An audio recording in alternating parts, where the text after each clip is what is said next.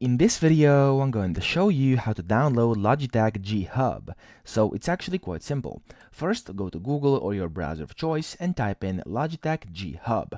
Then one of the first websites should be Logitech G HUB gaming software from the official Logitech G website, which says logitechg.com. So just click on this.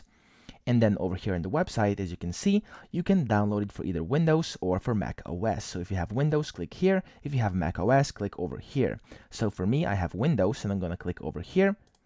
And then, as you can see, this will start downloading for you onto your computer. So this usually takes a bit of time, and as you can see, it's currently still in progress. And what happens is the LG Hub installer will download, and you'll have to go through the entire installation process to be able to actually use their gaming software. I'm going to show you how to do it right now in a second when this installs. So there we go, 1 second, and it's done. So what you want to do is click on that once it's downloaded, and then as you can see on my screen right now, I'll get a quick pop-up over here. There we go. And then what you have to do is essentially just press install over here, and this will install the Logitech G HUB onto your computer, and then you can start using it however you wanted. So that's pretty much it. I hope this video helped you out, and if it did, please subscribe to the channel and help me out as well.